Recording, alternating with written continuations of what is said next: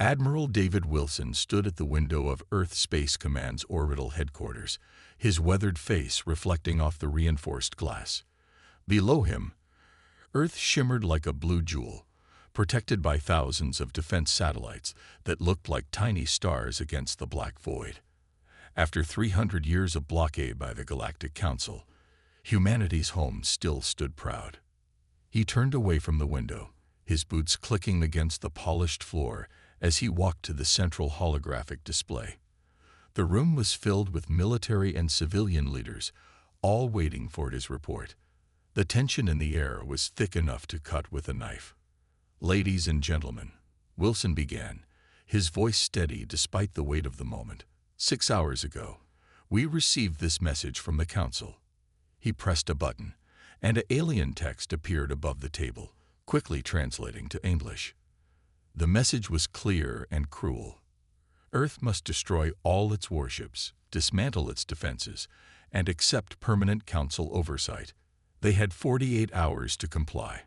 An older woman in a business suit, President Chen of the United Earth Government, leaned forward. "Admiral, what are they telling us?" Wilson's jaw tightened. He pressed another button, and new images appeared. Secret transmissions intercepted by Earth's spies. "This is what they're not telling us. The Council has already decided Earth is too dangerous to exist. If we accept their demands and disarm ourselves, they plan to sterilize our planet. They want to make Earth uninhabitable." Gasps and angry mutters filled the room. Wilson waited for the noise to die down before continuing. He brought up more images: massive Council warships gathering at their forward bases, weapon platforms being moved into position. "For 3 centuries, they've kept us locked in our solar system, claiming it was for the galaxy's protection. They called us violent, unstable, too dangerous to join galactic society." Wilson's voice grew harder. "But we didn't waste those years. While they watched our outer defenses, our deep space stations worked in secret." He pressed another button. This time, the hologram showed Earth's hidden achievements: quantum phase drives that could slit through Council detection grids, adaptive shield systems that could withstand their strongest weapons, and AI-enhanced combat systems that made their ships more responsive than anything the Council had. "They think they know everything about our capabilities," Wilson continued. "They're wrong. While they've stayed the same for 1,000 years, comfortable in their superiority, we've been learning, adapting, and growing stronger." President Chen stood up slowly. "You're suggesting we strike first?" "Yes, Madam President. We have no choice. If we wait, they'll kill us all. But if we strike now..." Wilson brought up a detailed battle plan. "We can hit them before they're ready. Our stealth ships can slip through their defenses. Their overconfidence is their weakness. They don't believe we can threaten them." The room erupted in discussion. Some argued for trying to negotiate. Others demanded immediate action. Wilson waited patiently until President Chen raised her hand for silence. "Admiral," she said, "if we do this, there's no going back. We'll be fighting the entire Council." Wilson nodded. "Better to fight on our feet than die on our knees. We've prepared for this day. Every ship, every weapon, every soldier is ready. We just need your order." President Chen looked around the room, meeting each person's eyes. "We need to vote. The future of humanity rests on this decision." The voting took less than 5 minutes. The result was clear: unanimous support for immediate action.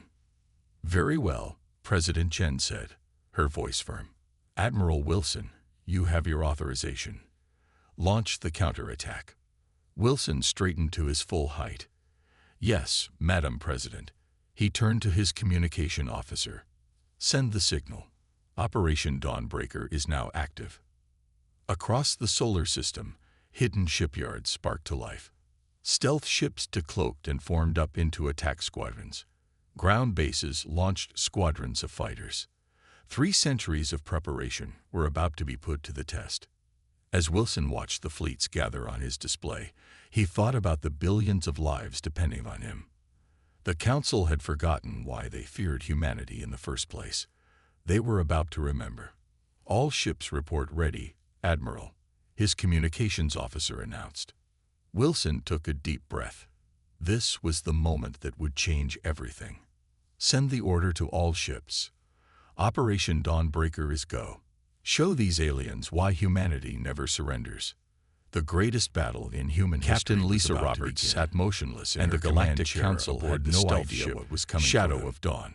Around her, her crew worked in near total silence, their fingers dancing over holographic controls. Their ship was one of 50 stealth vessels currently sliding through what the Galactic Council thought was their unbreakable defense grid. Status report, she whispered, though the ship's sound-dampening systems made whispering unnecessary.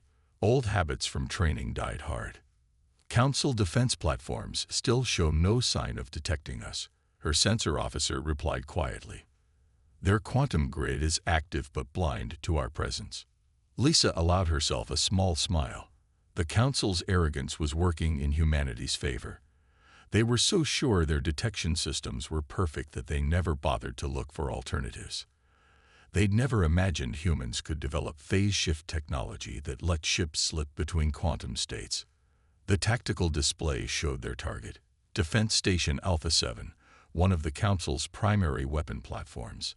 Similar stations formed a ring around Council space, ready to shoot down any approaching ships.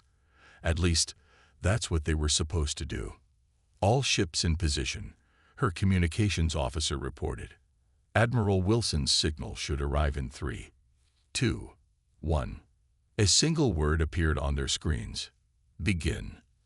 Lisa leaned forward. Launch viral packages. Tiny drones, smaller than human fists, shot out from the stealth ships. These were humanity's secret weapons, quantum eye viruses developed to infect and disable Council systems. The Council thought their computers were safe because they used quantum encryption. They never considered that humans would find a way to hack quantum systems themselves. Packages away, her weapons officer confirmed. Impact in 5 seconds. Lisa counted down in her head. When she reached 0, dozens of defense platforms suddenly went dark. Multiple confirmations, her tactical officer announced. Defense grid is breaking down in sectors 7 through 13. Council emergency protocols are activating, but our viruses are blocking them. All ships, phase shift complete, Lisa ordered. The Shadow of Dawn and its sister ships shifted fully into normal space, becoming visible for the first time. Launch missiles. Hundreds of missiles streaked toward the now defenseless stations. Council emergency crews were still trying to understand why their systems had failed when the first explosions lit up space. Council ships detecting us now, her sensor officer reported. They're launching interceptors, but they're too late.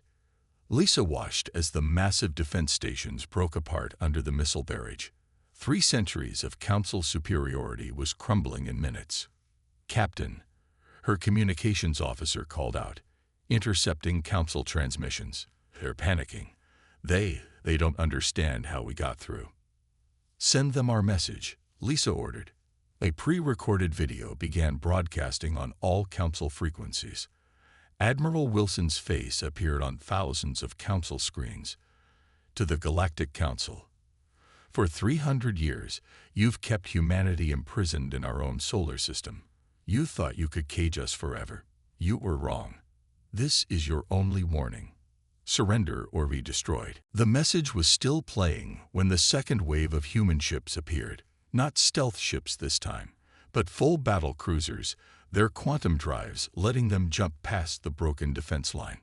Council ships are trying to form a defensive line, her tactical officer reported. Their formation is scattered. They never expected an attack this deep in their territory. But victory wasn't free. One of the Council's lucky shots struck the stealth ship, Night Whisper, Lisa's sister ship. The vessel exploded, taking its whole crew with it. Lisa gripped her chair's armrests. Launch second wave of viral packages. Target their communication relays. Don't let them coordinate their defense. More drones shot out, spreading through Council space like invisible spiders. One by one, Council communication networks began to fail. Captain, her sensor officer called out, voice tight with excitement. Council ships are retreating. They're falling back to their secondary defense line. Lisa nodded grimly. Send word to Admiral Wilson. First phase successful. Opening path for main fleet now. She looked at the tactical display, where hundreds of human warships were now pouring through the gap her team had created. The Council's impenetrable defense line had been broken in less than an hour. Message from Command. Her communications officer announced. We're ordered to proceed to Phase 2 targets. Plot the course, Lisa ordered. The Council thought they could keep humanity in a cage. Now they'll learn what happens when you corner a species for 300 years. The Shadow of Dawn and its remaining sister ships vanished back into stealth mode, leaving behind the burning wreckage of the Council's defensive line. The real war was just beginning, and humanity had struck the first blow. In the great circular chamber of the Galactic Council, chaos reigned. Alien representatives from 100 worlds shouted and argued. Holographic displays showed the destruction of their outer defenses, replaying the human attack over and over. Dr. Robert Hayes watched this scene with interest from a hidden observation post deep within human territory. Intelligence ships were broadcasting the Council's emergency session live, their signals intercepted by technology the aliens didn't know humans possessed. Look at them panic, his assistant said, shaking her head. They really didn't think we could do it. Robert nodded, his gray hair catching the light from the screens. As Earth's lead weapons developer, he had spent 20 years making this day possible. He turned to another screen, where his team was analyzing data from the first attack. The Council made 3 big mistakes, Robert explained to the young scientists gathered around him. First, they thought keeping us in our solar system would keep us weak. Instead, it made us focus all our energy on getting stronger. He pulled up images of the first human breakthrough, a crashed Council ship from 50 years ago. Second, they got lazy. Their technology hasn't changed in 1,000 years. They thought they were perfect, but we took their tech and made it better. The images showed how human scientists had taken the Council's quantum drives and improved them. Where Council ships could only jump through space in straight lines, human ships could bend their jumps around obstacles. What had taken the Council 1,000 years to build, humans had improved in just decades. And their third mistake, a young scientist asked. Robert smiled. They forgot that humans are really good at thinking outside the box. Speaking of which, he checked his watch. Their next surprise should be starting right about now. Back in the Council chamber, alarms began blaring. A new hologram appeared, showing the Council's second defense line. Strange readings were appearing all around their ships. What's happening? One of the alien counselors demanded. Their answer came in the form of massive explosions. Quantum mines, planted weeks ago by disguised human trading ships, began detonating. The Council's carefully arranged defense fleet scattered in confusion. Impossible. A high-ranking Council military officer shouted. Our scans showed no weapons in that sector. Robert watched with satisfaction. They always scan for energy signatures. But our quantum mines don't use energy until they activate. Simple physics, really. Sometimes the best solution is the simplest one. On another screen, human battleships began emerging from quantum space, right in the middle of the confused Council fleet. Their improved drives let them make jumps that the Council thought were impossible. Sir, one of Robert's analysts called out, Council ships are trying to adapt to our attack pattern. Their AI is attempting to predict our jumps.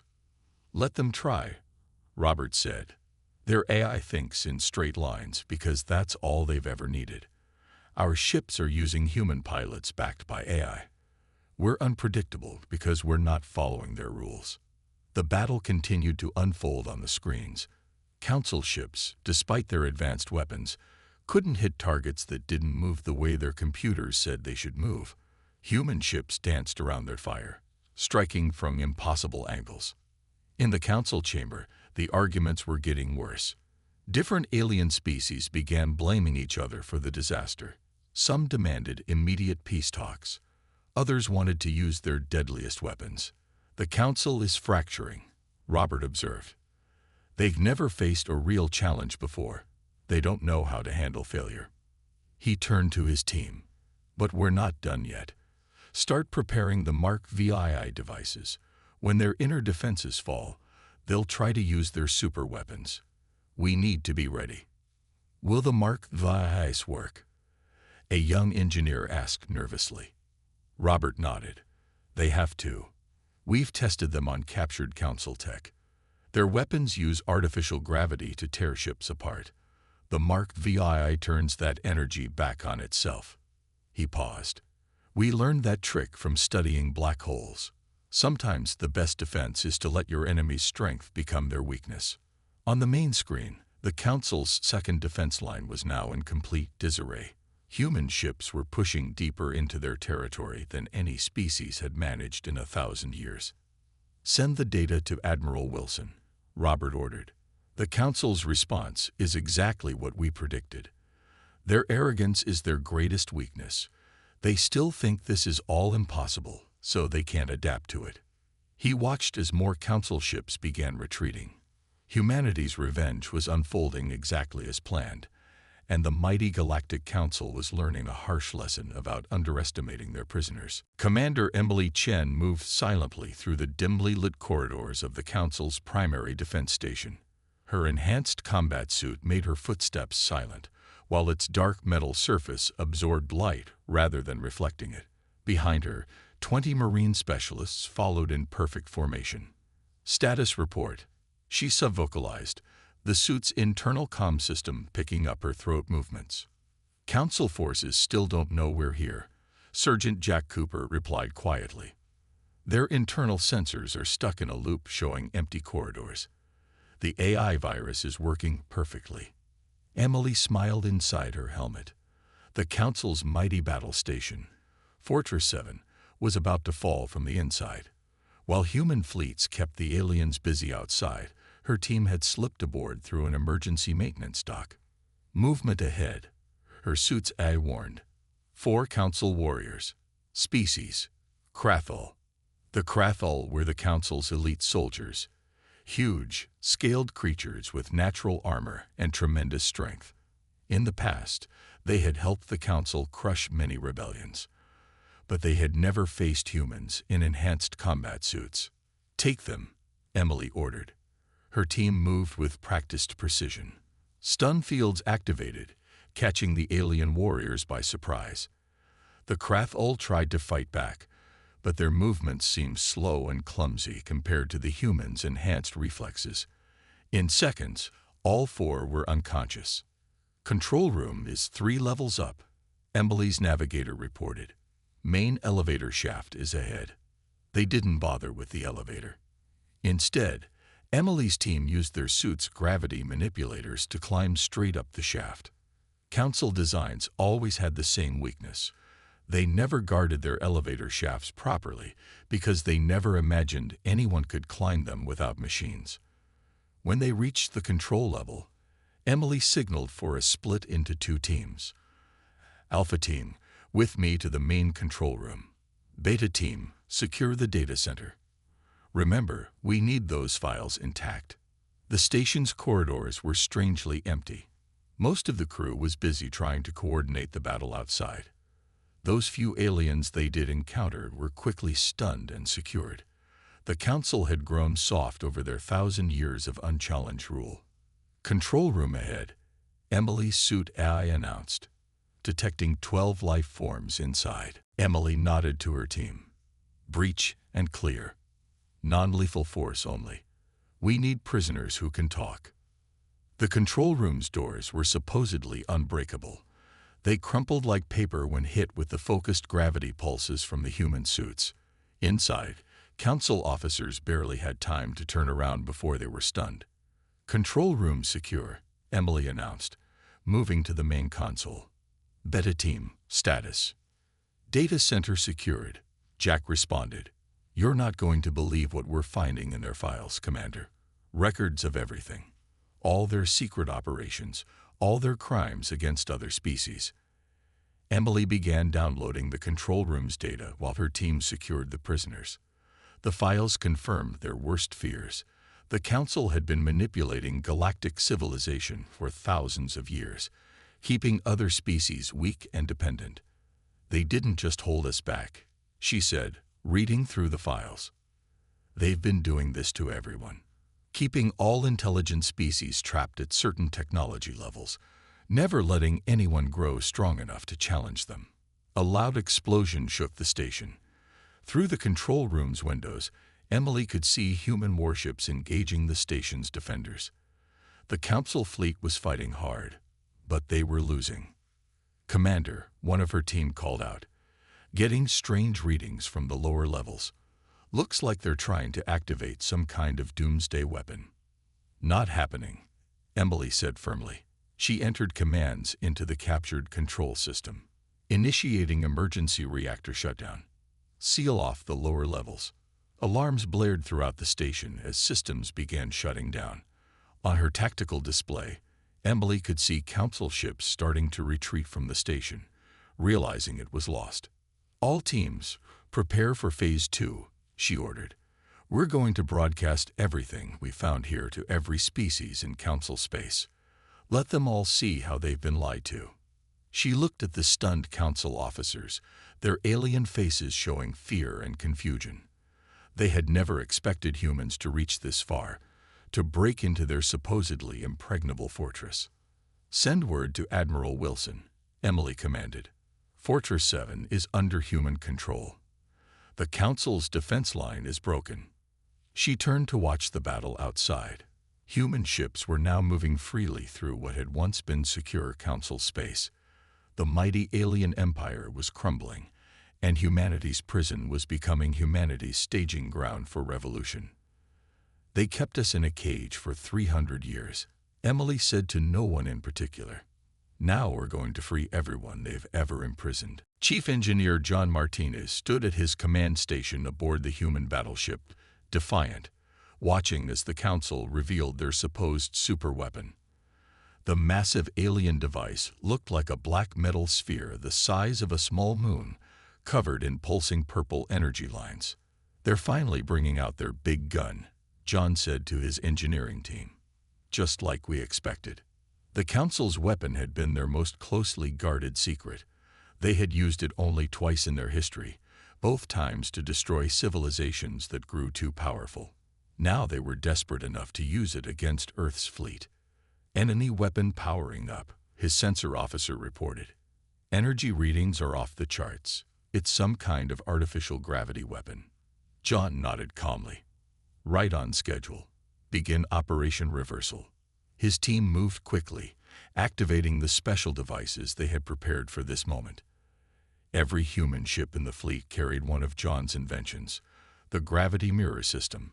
It was simple in theory, but had taken years to perfect. "Council ships are pulling back," someone reported. "They're clearing the firing zone." The black sphere began to glow brighter. In space around it, stars seemed to bend and twist as gravity itself was warped. The Council thought this weapon was unstoppable because it used gravity to crush entire fleets into dust.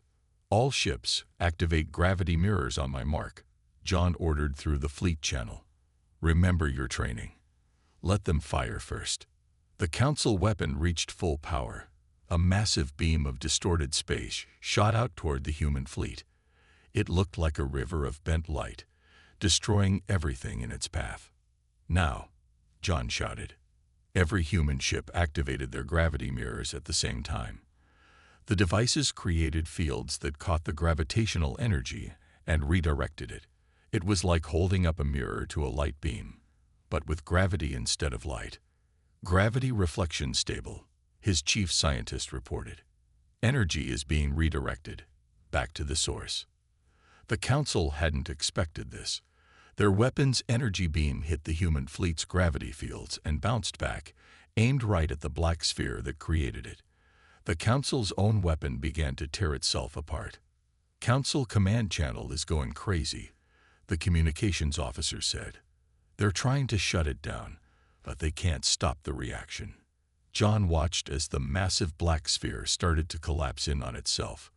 "When you play with gravity," he said quietly, "you better be ready for it to pull back." The Council weapon imploded with tremendous force, creating a short-lived gravitational wave that shook nearby ships. When it was over, nothing remained of their superweapon except scattered debris. Multiple Council ships surrendering, Tactical reported. Others are retreating at full speed. John turned to his team. Start scanning that debris. I want to know everything about how their weapon worked. We might need to stop another one. But the Council had no more super weapons hidden away. This had been their last resort, their final trump card, and humanity had turned it against them. Sir, his sensor officer called out suddenly, detecting new ships entering the battle zone. It's the Arquillian fleet. The Arquillians were one of the Council's oldest subject species. Their ships had always fought for the Council before. But now, seeing the Council's ultimate weapon destroyed, they were changing sides. Opening communication channel, the radio officer reported. The Arquillians say they've seen enough. They're joining our revolt against the Council. John smiled as he watched the Arquillian ships form up alongside the human fleet. Other alien ships were following their example, turning against their former masters. The Council didn't just lose their superweapon, he told his team. They lost their image of invincibility. Every species they've kept down over the centuries is about to rise up. He looked at the tactical display, where more and more Council ships were either surrendering or fleeing. Their perfect empire was falling apart in hours. Send word to Admiral Wilson, John ordered. The Council's superweapon is destroyed. Their fleet is in retreat. We're ready to advance on their capital. As he watched the combined fleet of humans and liberated aliens prepare for their final push, John thought about how the Council's own pride had destroyed them. They had been so sure their weapon was unbeatable that they never imagined someone could turn it against them.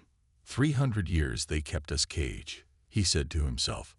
But they forgot that humans are at their most creative when they're backed into a corner. Lieutenant Grace Miller sat in her darkened command center aboard the stealth ship Truth Seeker, surrounded by holographic screens showing Council communications. As head of the Intelligence Division's Special Operations, she was about to launch humanity's most devastating attack, not with weapons, but with truth. All transmission systems ready, her tech officer reported. We can override every Council communication channel when you give the word. Grace nodded, her eyes scanning the final data package they had prepared. For 3 centuries, the Council had kept their darkest secrets hidden. That was about to change. Begin the broadcast, she ordered. Send everything. Across Council space, thousands of communication channels suddenly changed. Entertainment networks, military frequencies, and civilian broadcasts all showed the same thing. Proof of the Council's crimes. First wave of data reaching major population centers, her communication officer said. Council sensors are trying to block it, but our AI viruses are keeping the channels open. Grace watched as the truth spread like wildfire. The files showed everything. Records of species the Council had destroyed. Proof of how they had sabotaged developing civilizations, and evidence of their plans to eliminate humanity. Receiving massive response from Council worlds, another officer reported. Civilian populations they're rioting. Military units are refusing orders. On her main screen, Grace could see the chaos spreading. The Council had ruled through lies and fear, keeping their subject species fighting each other. Now those species were learning how they had been manipulated. New transmission from the Krell homeworld. Her analyst called out. Their entire defense fleet is standing down. They're refusing to fight for the Council anymore. The Krell were one of the Council's strongest warrior races. Seeing them turn against their masters would inspire others to rebel. Send in the second wave, Grace ordered. Show them the future files. These were different. Not records of past crimes, but proof of the Council's future plans. They showed how the Council had intended to prevent any species from ever reaching their level of technology, keeping the galaxy in permanent submission. Multiple Council member species declaring independence, her political officer reported. The Arquillians, the Krell, the Vorax. They're all breaking the way. The Council's empire is falling apart. Grace allowed herself a small smile. Send the message to all former Council races. Humanity offers friendship and alliance. We want partners, not subjects. The response was immediate and overwhelming. Species that had fought against humanity hours ago were now requesting peace talks. Some were even offering to join the attack on the Council's capital. Lieutenant, her sensor officer called out urgently, detecting massive energy spike from the Council capital station. They're trying to destroy their own records. Not happening, Grace said firmly. Activate our sleeper programs. Years ago, human hackers had hidden special virus programs deep in the Council's networks. Now these programs activated, protecting the data the Council was trying to destroy. Council leaders are attempting to flee the capital, Tactical reported. Our forces are moving to intercept. Grace watched as human ships, now joined by former Council races, surrounded the capital station. The Council's mighty empire had lasted for thousands of years. Now it was falling in less than a day. New message from Admiral Wilson. Communications announced. All ships are to prepare for the final assault on the capital. We move in 1 hour. Grace looked at the chaos spreading across Council space. Their plan had worked better than anyone had expected. The Council had spent so much time protecting against military attacks that they never prepared for the simple weapon of truth. Send word to all friendly forces, she ordered. When we take the capital, every species will have a voice in what comes next. No more empires, no more Council, just free races working together. She stood up, watching the revolution spread across the galaxy. The Council had thought keeping humanity isolated would make them weak. Instead, it had forced them to become stronger than anyone could have imagined. Final data package ready for broadcast, her tech officer said. It's the proof of their planned genocide against Earth. Save it, Grace replied. We'll present that evidence at their trial. They'll face justice for everything they've done, not just their crimes against Earth. The mighty Galactic Council was crumbling, destroyed not by weapons, but by the exposure of their own evil. As Grace prepared for the final battle, she knew the galaxy would never be the same. The age of lies was ending, and a new era of truth was about to begin. Admiral David Wilson stood on the bridge of his flagship Earth's Hope as it approached the Council's capital station. Through the massive view window, he could see the once mighty station now surrounded by a combined fleet of human ships and vessels from liberated alien races. All assault teams report ready, his tactical officer announced. Commander Chen's Marines are in position for boarding. Wilson nodded, his face serious. This was the moment humanity had fought for, the final push to end the Council's rule forever. But victory had to be won the right way. Open a channel to all ships, he ordered, human and alien alike. When the channel was ready, Wilson spoke clearly and firmly. This is Admiral Wilson to all forces. In a few minutes, we will take the Council's capital. Remember, we are not here for revenge. We are here for justice. Take prisoners. Protect civilians. Show them we are better than they were. The response came back as a unified chorus of acknowledgement from dozens of species. Many of them had been enemies just days ago. Now they fought together. Multiple Council members requesting to surrender, communications reported. They're offering to turn over their leadership. Accept their surrender, Wilson ordered, but keep watching for tricks. The Council's inner circle is still dangerous. Suddenly, alarms blared across the fleet. The station's core was showing massive energy readings. They're activating something in the central chamber, his science officer shouted. Energy signature matches. It's a galaxy-wide deletion device. Wilson's blood ran cold. The device was the Council's ultimate weapon, designed to wipe out all advanced technology across the galaxy, sending every species back to the Stone Age. They would rather destroy civilization itself than lose power. All ships, Emergency Protocol 7, Wilson commanded. Commander Chen, you have to reach that device. You have 10 minutes before it can't be stopped. Inside the station, Emily Chen and her Marines raced through the corridors, fighting their way past the Council's last loyal guards. Behind them, John Martinez's engineering team followed with the equipment needed to stop the device. Council leaders spotted heading for their escape ships, Tactical reported. Lieutenant Miller's intelligence teams are moving to intercept. Wilson watched the battle unfold on his tactical display. Time seemed to slow as everything happened at once. Chen's team breaching the central chamber. Miller's agents capturing the fleeing council leaders. Martinez's engineers working desperately to shut down the deletion device. 5 minutes to device activation.